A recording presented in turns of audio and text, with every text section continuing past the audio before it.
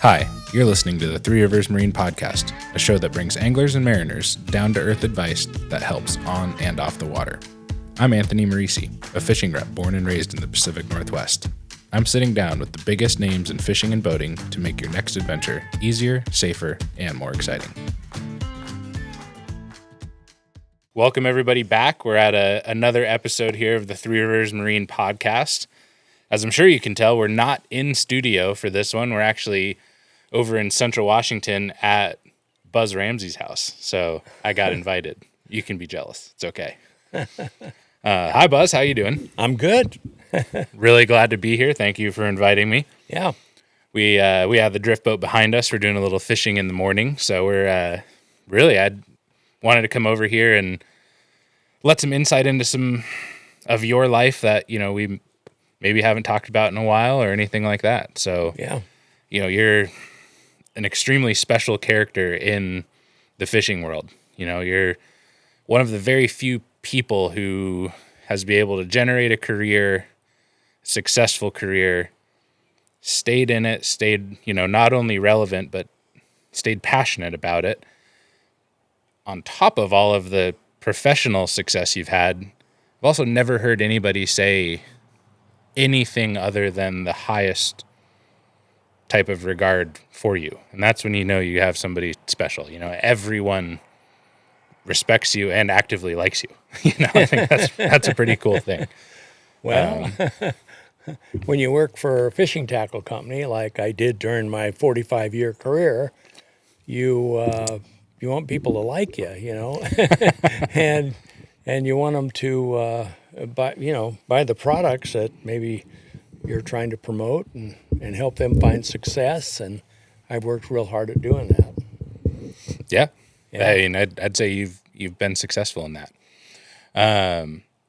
So, you know, like I talked about before, a lot of your articles that you've written or articles been written about you, things like that, are very how-to. We're going to do something a little bit different tonight and kind of just go through, you know, who you are and what made you who you are. So, Yeah. You're from the Northwest? Yep. I was born in a little town called Toledo down on the Oregon coast. Okay. Not the one in Washington, the one on the Oregon coast. I was born down there, but moved to Portland really not too long after that, Okay. and grew up in Portland. And I don't know why, but always from a young age, I was fascinated by fish. Okay. And I mean, I used to race home from grade school. I can still remember to watch the guppies swim around in the bowl. Loved them. Okay, I'm going to help your mic a little bit. A little closer. Okay. There you go. Yeah. That's better. That's Yeah. better. Yeah. You can always change it, but it's easier to change less. Yeah. So I was fascinated by it. Unfortunately, my stepdad, he didn't fish, didn't know how, wasn't very interested in it, and so I was real interested in it, but I didn't get to do it very much. Okay. So I could study it. I studied it. I talked about it. You know, I could talk the game, but I didn't have a lot of experience. I actually caught my first trout at a trout farm. My mom took me, being supportive, she took me to a trout farm, and Okay. I can still remember catching my first trout there. You know, That's fantastic. yeah, and you know, How old were you when you caught your first trout? probably 10. All right. You know, Yeah. yeah. Yeah. You're a kid. And I had fished a little bit before, but I'm not sure I caught. I mean, I remember that, and I have a picture of it. I think I had fished a little creek down on the coast because we used to go visit down there, and my mom had friends down by Wallport area, and so I remember fishing in the creeks and stuff down there, but I don't remember catching much.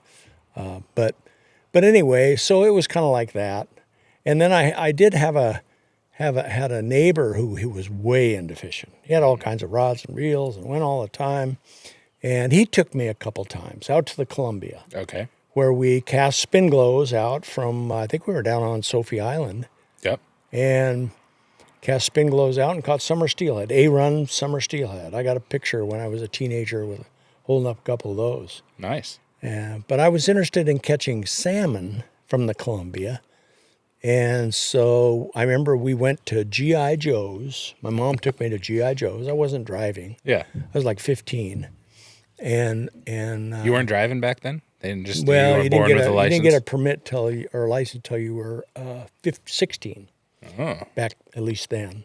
And There you go. so we went out there and we went and talked to the guy in the sporting goods section. And he said, well, you go right down here by the interstate bridge and throw out a spin glow. And I knew how to do that. Yeah. And I went down there. At that time, there was no Red Lion or big hotel complex. There was the only thing that was east of I-5, right there before the interstate bridge on Hayden Island. The only thing there at the time was Waddle's Restaurant. Everything else was like graded flat, and it was a natural shoreline. And I remember my mom went off the freeway. There was no curbing. And we drove out across there, and she dropped me off, and I went over the bank, and she came back that afternoon and picked me up, and I'd caught my first spring Chinook and lost another one. There you go. And so that was, the Columbia was open in those days, and Open. it was open to fishing for spring Chinook. It actually closed for summer Chinook when I was 14. 1964, Okay. It closed for summer Chinook, which historically was the biggest run of salmon. Okay. In the 1880s, for about a 10-year period, the annual average summer Chinook run in the Columbia River was 4 to 5 million fish. The commercial harvest alone was 1 to 2 million, and they were gill netting with sailboats. So, but the runs, just like today, they fluctuated year to year. Oh, sure. But there was all kinds of habitat things going on. So the summer Chinook run basically went downhill from there.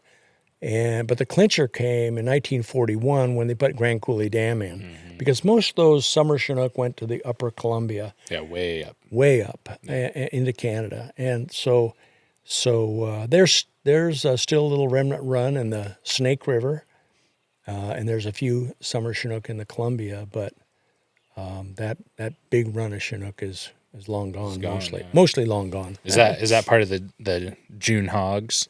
Well, those were Or June hogs. remnants of the They remnant? weren't. That's what they referred to them as, June Okay. hogs, because there were 100-pound fish in that run and bigger. But Yeah, some of those pictures you see are crazy. yeah, Full-grown men with yeah. salmon the size of them. Yeah, but they weren't all big like sure. that. But there were big ones in the run. Yeah. No doubt. Yeah. I always kind of wonder, and I feel like I'm not far from alone, and like, man, how fun would it be to use like today's tackle on fish like that? Like You'd if probably we get your could- limit pretty quick. Oh man, live scoping 100-pounder. Yeah, there's the big one. yeah, pull it up. There's a bigger one just a little bit to the right. Yeah. So anyway, I met a guy in high school, and he went up during my sophomore year, and he was buggy about steelhead fishing All right. in the tributaries. And I tried it once. I'd caught fish in the Columbia plunking a spin glow. So get this. So somebody said there's steelhead in the Sandy River, right there by Portland, right? Yeah. Right by I-84, the freeway. So my mom took me out there, and she dropped me off. And, well, what do you use on the Sandy River? Well, everyone said, well, an Okie drifter. Oh, okay. So I went out and I plunked an Okie drifter because I plunked spin glows. That's how you caught them, right? Yeah. So a guy came by Right. along For the those bank. that don't know, what's an Okie drifter? An Okie drifter is they're a drift bobber. They're a buoyant drift bobber used for drift fishing for steelhead. Yep. And so So you're plunking it. I was plunking it because Nice. I didn't know any better. Yep. And the river was low and clear. I could, if I looked real close, I could see it out there. So a guy came by on the bank, and we talked a little bit, and he said, well, they're catching a few fish in the upper river. Oh, okay. Wonder where that is, And so just before he left, he said, you might have better luck drifting that. And I can still remember drifting it. Well, I wonder what that's like. So anyway, Bill, my Well, at friend. least he was nice about it, you know? Oh yeah. Yeah. My friend Bill, he and I went. Either his mom or my mom, before we could drive, would take us out to the Sandy River and drop us off at the pipeline hole right across from Dodge Park on the Upper Sandy, and we'd trudge down the trail to the pipeline hole in the dark with the flashlights, and we'd cast out and we'd drift fish. Of course, nobody told me that they didn't yank, because when you're on the Columbia plunk on a spin glow, Yeah, you know. you know, right? They're ringing the bell. They're shaking the rod. And so I'm waiting for the yank. And, of course, the yank never came, right? And I fished all winter, most weekends, and never caught one. And the one weekend I couldn't go, my friend Bill caught one. And, wow, I was excited about that. Just get you more fired up for next week. I was a young kid. I was like 15, you know? Yeah, you want to go catch one. Yeah, so the next year I went, and I knew I was doing something fundamentally wrong. I mean, I can still remember getting bites. You know, your rig slows down, stops, bounces a little, but no yank. And those were fish, and I just let them go by, you know. And so the next year I went and I watched the guys, and it wasn't but a couple weekends, and I caught my first steelhead. Nice. It went along after that. I got a driver's license, and then that first year, I think I was madman fisherman, and Yeah, look out. and I think I caught 80-some steelhead. I released a lot of them, most of them actually. Yeah. But I landed 80-some odd steel. I got them all written down. I kept a little log, you know. That doesn't surprise me at all. Bet we can go find it in there. I got it in the house. Oh, all right. We'll look at that later. So yeah, If for some reason we find that, I'll put a picture up of that. okay. So that's how I really got into the steelhead fishing. And when I graduated from high school, I went to a trade school in Portland, Benson Polytechnic High School. Okay. And I like to build things, and I majored in sheet metal. Cool. So I worked in the sheet metal shop, started working in the sheet metal shop as an apprentice for 4 years. Okay. And then it turned out, you know, you work your way up wage-wise in time. And after 4 years, I turned out as what they call a mechanic, sheet metal guy. Sure. And we built stuff for high-rise buildings and high-pressure fittings. And I worked there about 3 years, all the while chasing salmon steelhead like crazy, and had a drift boat. Had a drift boat when I was, I think, 17. Got my first drift boat. Paid $125 for it. Yeah. That sounds nice. Yeah. Yeah. It was kind of a homemade job made in Southwest Washington. I mean, it wasn't a fully welded They Willys. didn't have Willie hadn't built the first aluminum drift boat yet. So Was it Mackenzie River style, though? no, it wasn't. It was called a Lewis River Drifter. I've got a picture of it too. All right. But I bought an out-of-state license. That was a big deal then. If you lived in Portland, you'd buy a license for Washington, because Washington had pretty healthy hatchery programs at the time. And they had summer steelhead. In Oregon at the time, there was a few summer steelhead, you know, down on the Umpqua. But if you wanted to catch summer steelhead, you either fished the Columbia or you fished the Deschutes. Okay. There wasn't a lot of summer steelhead programs in other places. When they started the Skamania strain of summer steelhead on the Washougal, then Oregon borrowed some of those fish and started putting them in the Sandy, the Clackamas, different places in the early 70s. And so I was after them, and I was after the winter steelhead, and chasing the Fishing steelhead. machine. Yeah, caught a lot of them. I actually taught some how-to classes at Portland Community College when I was 18. All right. Yeah, trying to help other anglers find success. You've been doing it your whole life. I have. All right. So chasing fish, you're like 25. You're still working sheet metal. No, I'm 24 and I'm still working sheet metal. All right. But I met a fellow, his name was Dan Stair. Okay. He had a son named Dan Stair too, whom I worked with later. But Dan worked at Lure Jensen, and I knew Dan. Dan would call me for fishing reports. What's going on the coast? Because I knew what was happening everywhere. Because I was going all the time. You were sleeping in the truck and catching steelhead. I was going after him. So so he kept in touch with me, and when he left Lure Jensen. So what year are we? Well, I was in 1974. All right.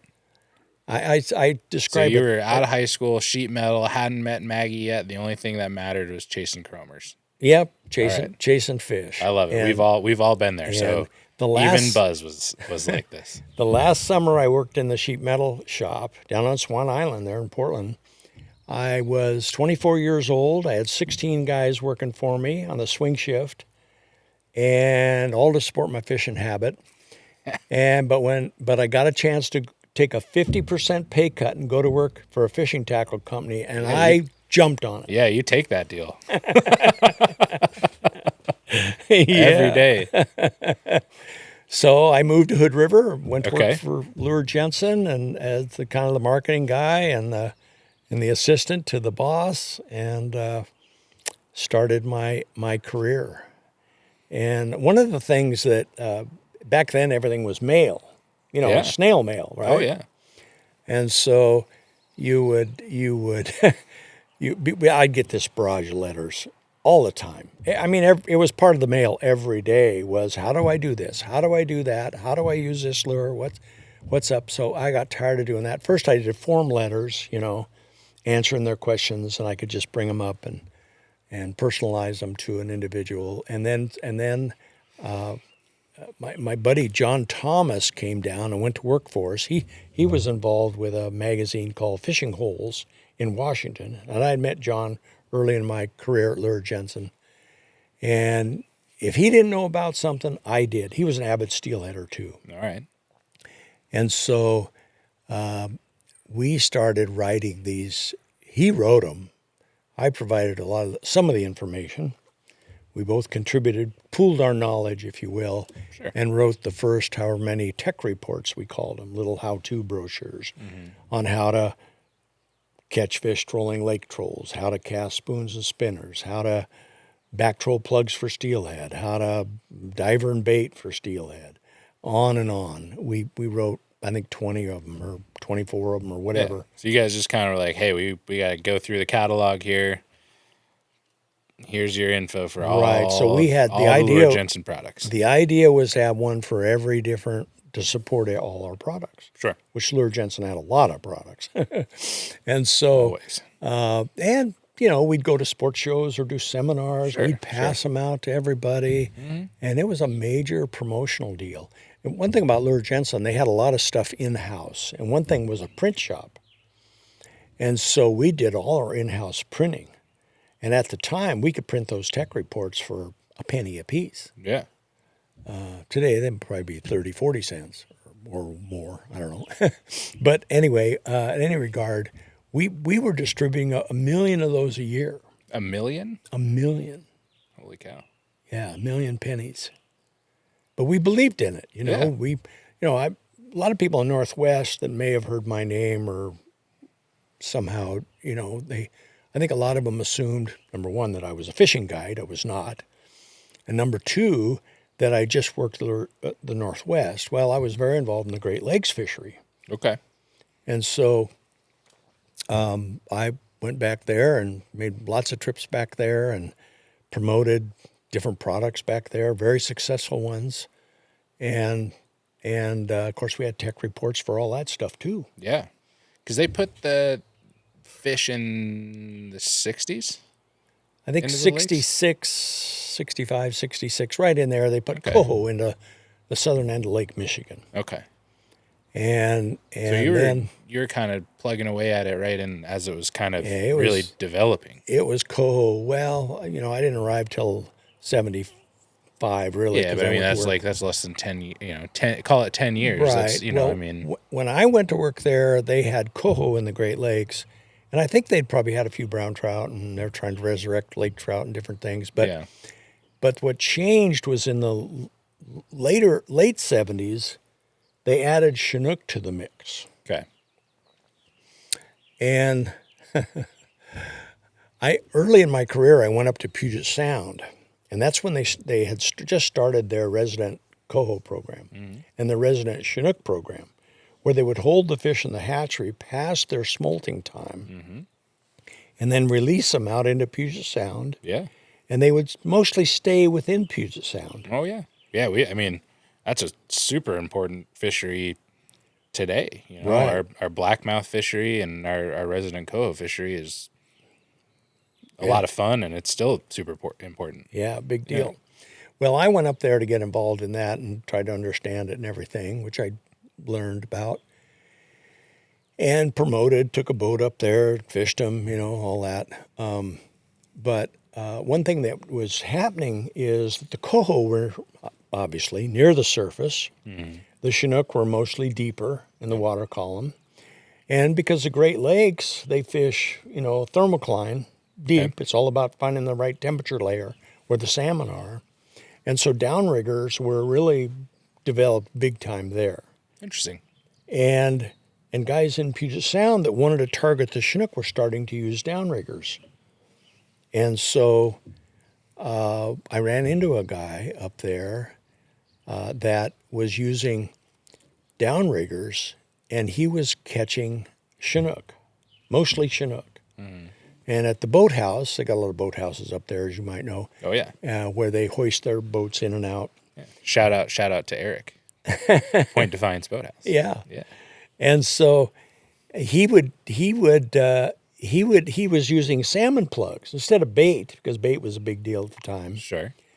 As were Abenal rotating flashers, metal flashers.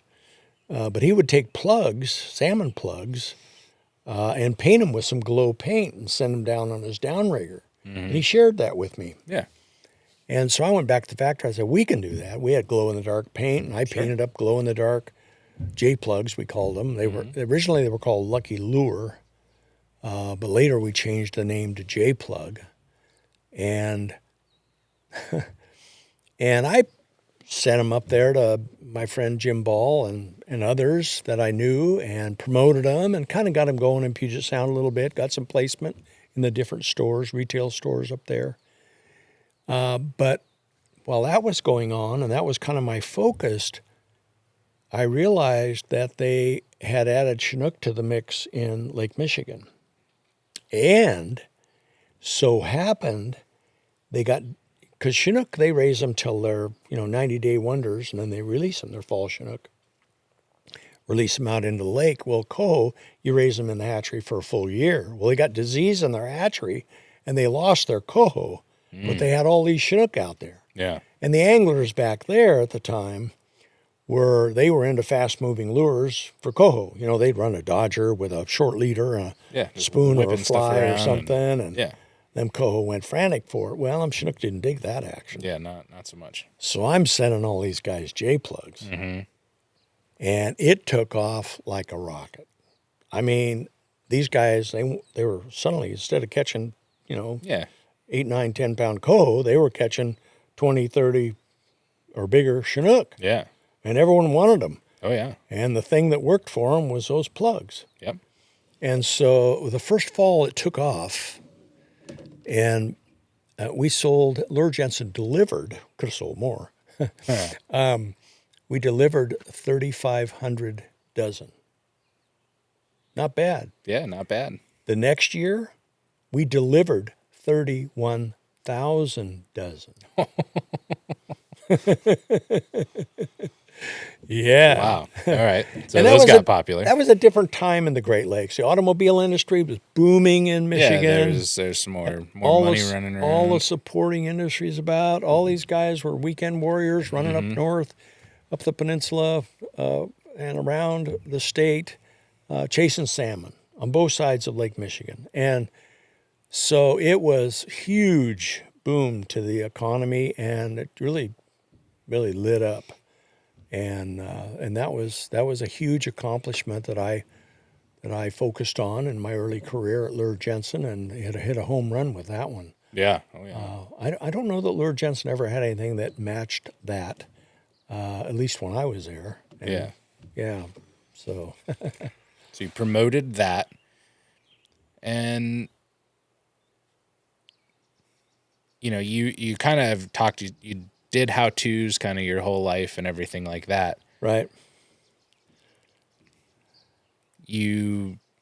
that really is just kind of what makes you tick, I guess, is the question. So Well, throughout all of that, you've never lost sight of that. Even when you were marketing and selling and putting boards together and putting things out, it was always how to make somebody a better angler. well, yeah, teach people a method. We had products for all these different methods. Yeah. And the way I looked at it was, well, if you can, Lure Jensen had a huge line of lake trolls, for example. Okay. And so we needed a tech report and other information. We had the tech bulletins too, which was about a certain geographic lake or river or whatever. But there was kind of a how-to one sheet. And if you can teach people how to catch trout with lake trolls and how to be effective, then you're really protecting the future of your business.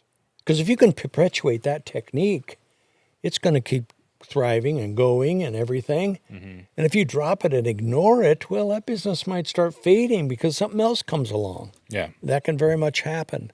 Now, Lure Jensen bought a lot of different companies, added different products to the stable, if you will, over the years. Yeah. And that kept us with the new stuff that was coming too. Sure. But I was there to do both, promote the new stuff, the new methods, techniques, whatever, but also perpetuate the current ones so we could, those different product lines would thrive. Mm-hmm. And so, because I struggled when I was starting out fishing to learn methods and what to use and how to do it, all that, I was very much tuned into that and could see other people struggling. And I wanted to help them find success. Mm-hmm. Just as kind of a personal thing, but also if I could do it hand in hand with Lure Jensen and their products, all the better. So yeah, I've always been anchored in that. You teach a person how to fish, how to have success, contribute to their success, and they're going to keep buying those products. And they're going to become loyal to the brand. So I was very much into that. Yeah. I mean, I think, you developed that to a level to where, people became loyal, like, to you, which is really pretty cool. Yeah, but it was, for me, yeah, that's true to some extent. But it was also, for me, it was about the company, about doing the right thing for the company. After all, they paid me, Yeah. And, of course, I tried to project an image where I was always fishing. But there was a lot more to it than that, man. Oh, yeah. There always is. I think, anybody that has really done a career in fishing knows that, you don't just get to fish all the time. Well, right.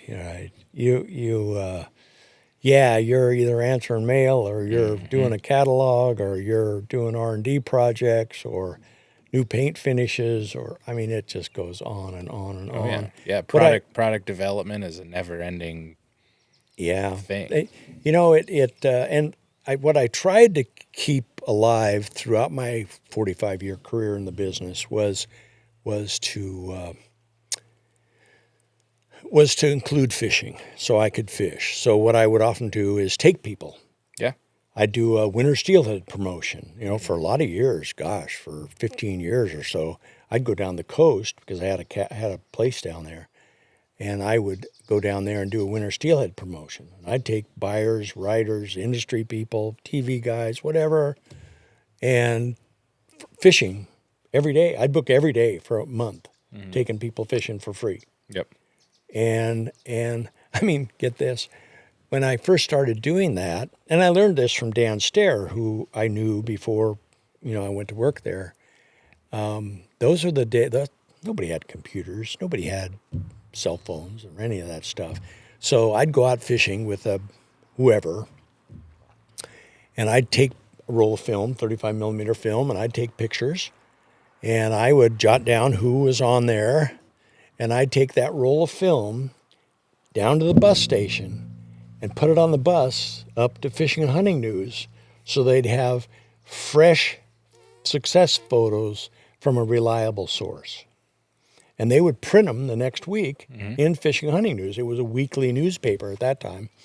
And I got a lot of play out of that. Buzz Ramsey photo, Lure Jensen photo, da-da-da. And of course, it inflated the was real guys I took fishing. They loved that. Got their picture in the paper. Wow. It's funny how it doesn't really matter if we're talking fishing or media, careers, whatever. Like consistency just gets it done. Yeah. Like it. You try and have a YouTube channel. Just be consistent. It doesn't even have to be good. Yeah. Like this podcast, right? But people still listen to it because we do one every week. Yeah. So there's your content. It's something to listen to. Maybe this one's for you. Maybe the next one won't be, but you'll probably still listen to it. So taking pictures and just sending them up to the you solved somebody else's problem with that. Yeah, there was that. And then I took a lot of outdoor writers. Mm-hmm. And of course, outdoor writers, they can write a story, but they need the photos. The photos is what they got to have with their story. I know. And so taking those photos when I would take them fishing or supply them with photos, they'd have a story coming up and they'd call me and say, "Hey, Buzz, I need some photos of spring Chinook." Yeah. Okay. I'd mail them slides. Yeah. Yeah. And I'd get the photos to them. It was snail mail then, but they'd get printed.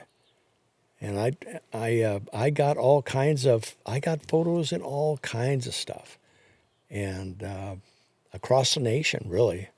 And I was able to take some celebrity people like General Chuck Yeager fishing, took him fishing down on a number of different times. And he was the first guy for the real young people in the back that may not know who that is. He's the first guy that broke the sound barrier. Yes. Yeah. Chuck Yeager. Yep. He was a World War II pilot. You're good. You're good. We didn't even prep that before. Yeah. Chuck's gone now, but he was a World War II pilot, and then he was the first guy to break the sound barrier. They weren't sure what was going to happen, with the sound barrier thing. Orange NASA rocket plane. Yeah.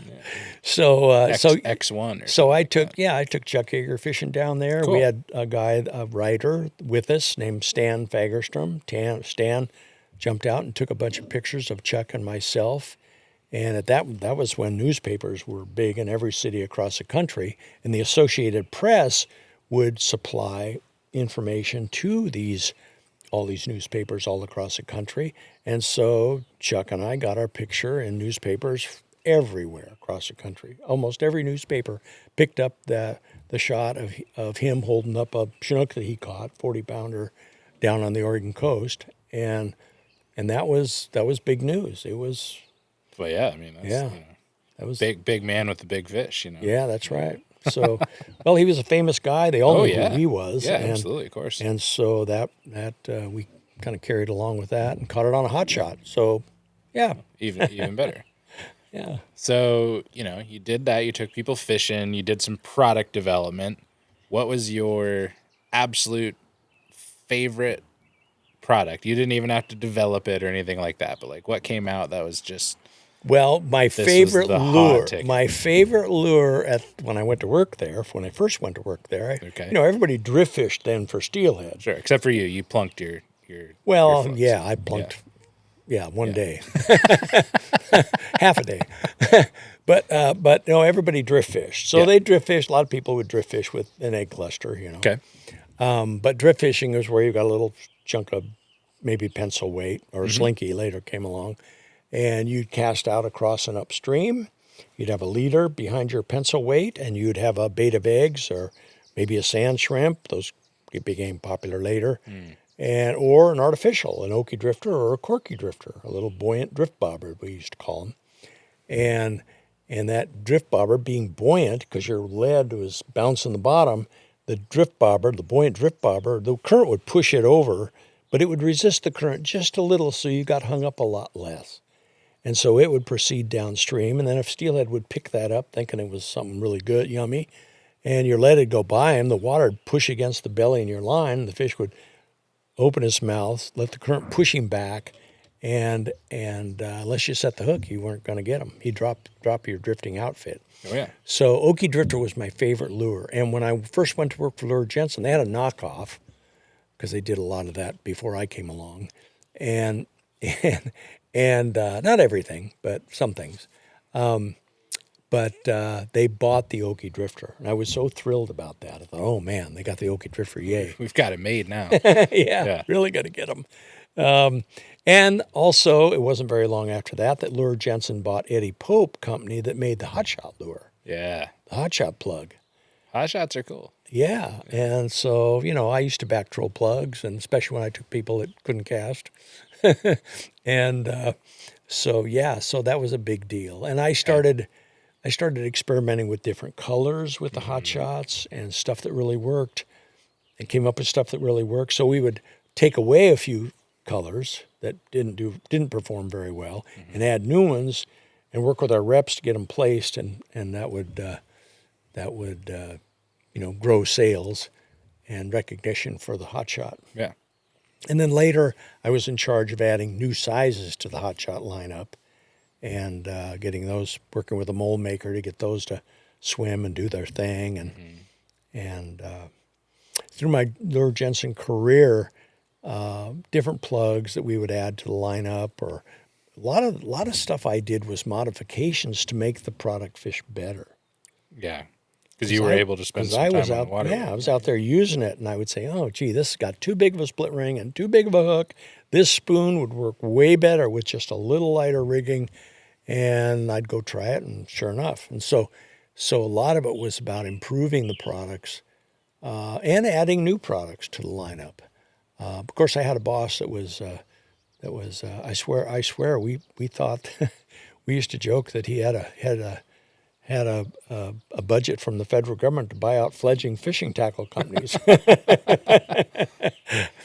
Sometimes it's easier just to buy them, Buzz. Yeah, well, you're buying the pegs. There is solid strategy there. You're buying, if they have placement, you're buying the pegs. Absolutely. But we took a flyer on things that weren't very successful, but we saw that could be. Okay. And so some of those, like a Hot Shot, like a guy had this hydro kite, he called it.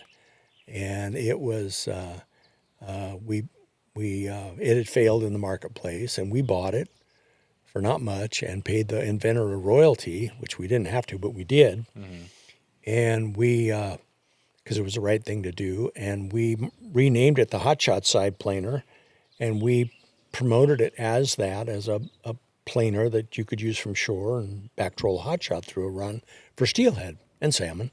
And that was real successful. Another thing with the diver bait thing, which Bob Toman, friend Bob Toman, who's gone now, he was really into that diver bait thing, and I was all infatuated with that method. And there was a little buoyant diver. Most divers that anglers use to plane down, to take their lure down, are held in a planing position with a weight. But a jet diver that we renamed as Chetco diver was held in a planing position with an air chamber. Yeah. And so it would dive. Yeah. And then but if you gave it slack, it would float. Right. And so you could use it in the river, and it would plane down. You got straight running water, and then right near the bottom you have kind of a flowing eddy. And so the jet diver, it would plane down till it hit that flowing eddy, and then it would stop right there, right where the fish sit. And we promoted that diver bait technique, and went down and bought that Chetco diver for not much money, and a couple of big injection molding tools, and we came back with, named it on the way, Jet Diver, because it kind of looked like an airplane, and we promoted that, and that took off. That turned into a big deal for Lure Jensen. Oh yeah, yeah, those are good. And they even took off big in the Great lakes, in Lake Erie especially. Became real popular. So, so, it was just chasing all those opportunities, and fun career. Yeah. Fun when you're on the cutting edge of something new that's really hot. Oh, yeah. That it is. Yeah. Chasing the other way is a little less fun. Been on both sides of that equation. Yeah. So you retired 2002? 2020. So wait. I was almost 71 when I retired. Okay, so you haven't been retired that long. No. For some reason, 2002. You said something about 2002. Maybe it's a different story. Oh, no, that was a different story, probably. Fair enough. But yeah, 2000. Okay, so 2020, you retired. Yeah, the end of 2020, I retired. So You're still around, still doing it, still fishing, all of that stuff. So now that you really don't have to be in charge of all of those things that you were, the promotion, taking people fishing, growing brands, growing product lines, propping up existing product lines. What do you like to do now? go fishing. Well, right. But I mean, where, now that you can go when and where and what you want to do, like. Well, on the bright side, every day is Saturday when you're you're retired, pretty much. But like I just got back, I spent 9 days down fishing, chasing trout in Central Oregon. Mm-hmm. When I was a youngster, our family went down up to East Lake, Central Oregon, south of Bend, and we rented a boat, and I went out with my two young brothers. My stepdad didn't go, although he was there, but we went out and we trolled Ford fenders and I think a worm or something. And we caught trout. Mm-hmm. And I caught a 17-inch brown trout. Oh, I was so happy about that. And so, that kind of sticks with you. And, Of course, I was, it wasn't very long after that I was chasing salmon steelhead. I wasn't chasing trout hardly at all. But in anticipation of having a family, I decided, I better check out the trout thing and learn how to do that so I can take our boys trout fishing. Yeah. And so I started making trout fishing kind of an annual thing, and I would go, and when the boys became of age, I would take them trout fishing, and I've continued to do that. And I wanted to go visit those lakes in Central Oregon and East Lake, Paulina Lake, Diamond Lake, which is kind of the crown jewel of trout fishing in Oregon, and other lakes down there. Crane Prairie. I need to spend more time at Crane Prairie. That's one of my ambitions. But anyway, there's hundreds of lakes down there. And do you fly fish ever? Yes. All right. You want to go fish Crane Prairie together and fly fish? Yeah. Okay. Yeah. I know. Jeff probably doesn't listen to my podcast, but we're buddies. He owns the Fly Fishers Place in Sisters. Oh, really? Yep. And so that's who I fish Crane Prairie with. Oh, cool. I go right to the source. Oh yeah. Well, that's what I need. That's what I need. Yeah. All right. We'll make it happen. It's a really fun lake. I know, it's a fun lake. I went there when I was a teenager. We rented a boat at the lodge there at Crane Prairie, and that's when there was still a lot of standing timber. Yeah. I was like 15, right? Mm-hmm. Still a lot of standing timber. And I remember there's still all those remnants in there. There are remnants, but it was really a lot of it then.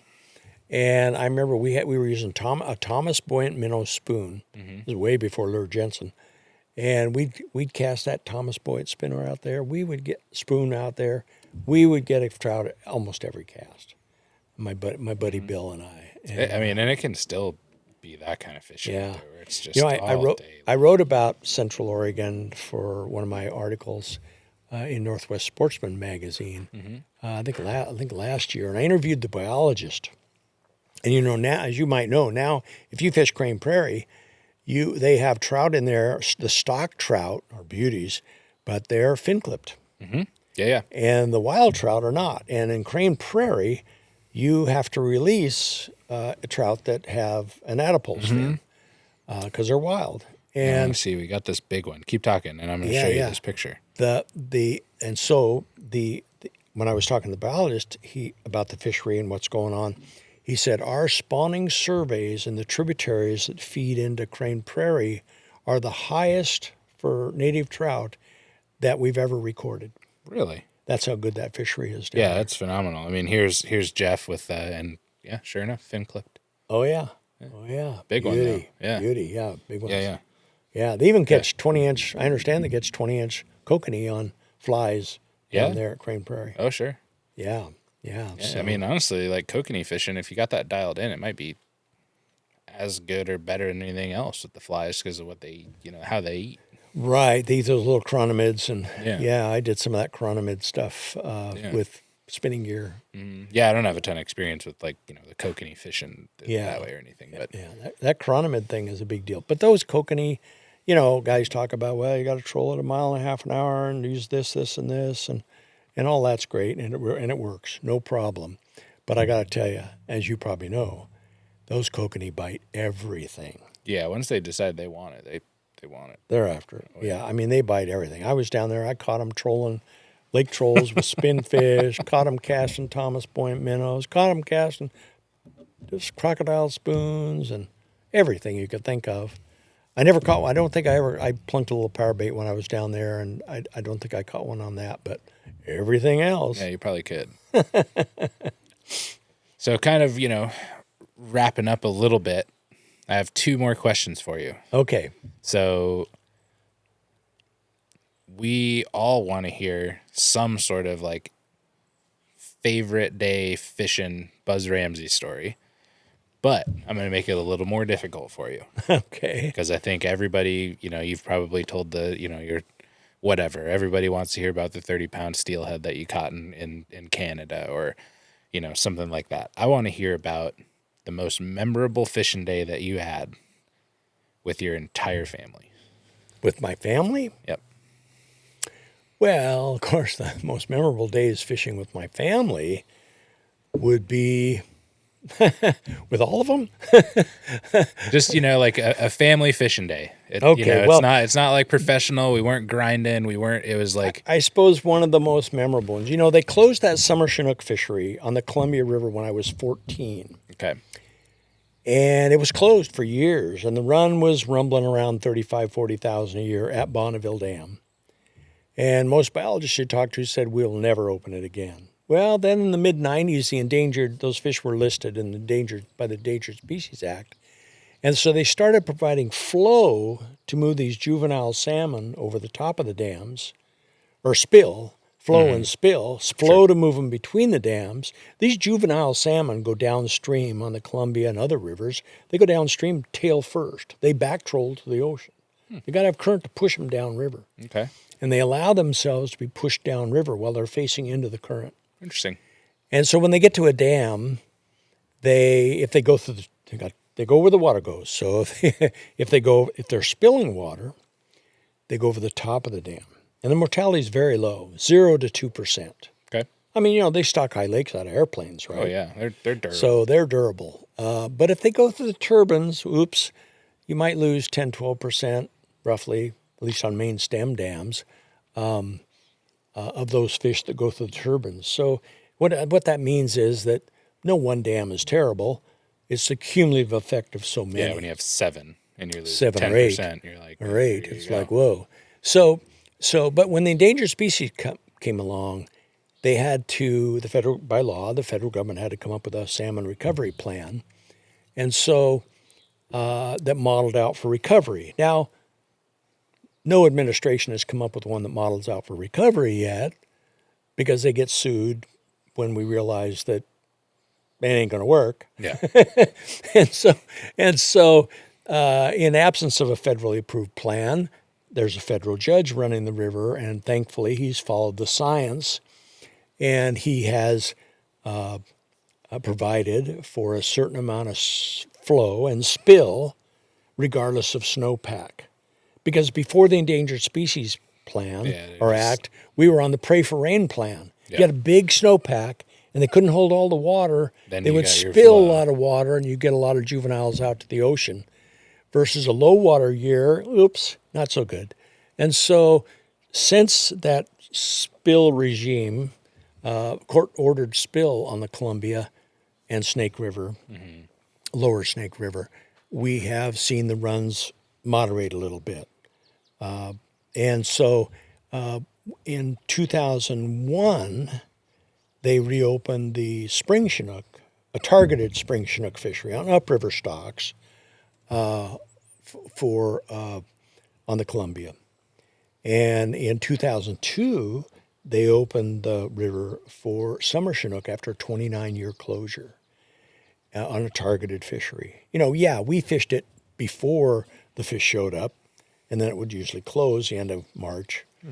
But now since that time, pretty much every year, we've been able to fish at least somewhere into the run and catch those fish. So I took my wife and our 2 boys, and we went down below Bonneville Dam and anchored up, and we caught, each of our boys caught a summer Chinook.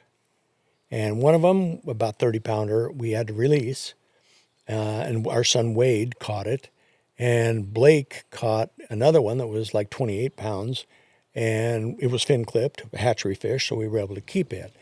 And that was a real memorable thing for me and dear to my heart because our boys got to catch a summer Chinook. And that was a real heartfelt, wonderful experience to do that with. And my wife was along. Maggie, she took our picture, and yeah, it was all good.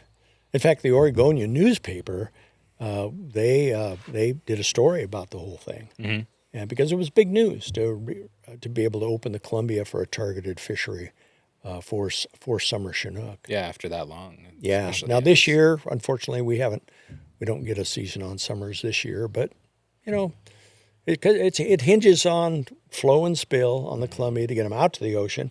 Then it depends on ocean conditions and harvest in the ocean. What happens all has a bearing on it. Sure. Yeah. So last question I have for you. It's a wonderful story. Yeah. Something a little different that you get to talk about,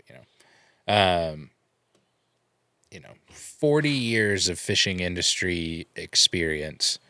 What sort of advice do you have for someone who might be listening that is, working the sheet metal job that wants to try and get into either get into the fishing industry, or someone who just started and is kind of struggling figuring out a path, or what sort of advice? And it doesn't have to be like, here's how you get a job, just some sort of sage advice from somebody like yourself about how to develop yourself. In my experience, I was a very avid fisherman.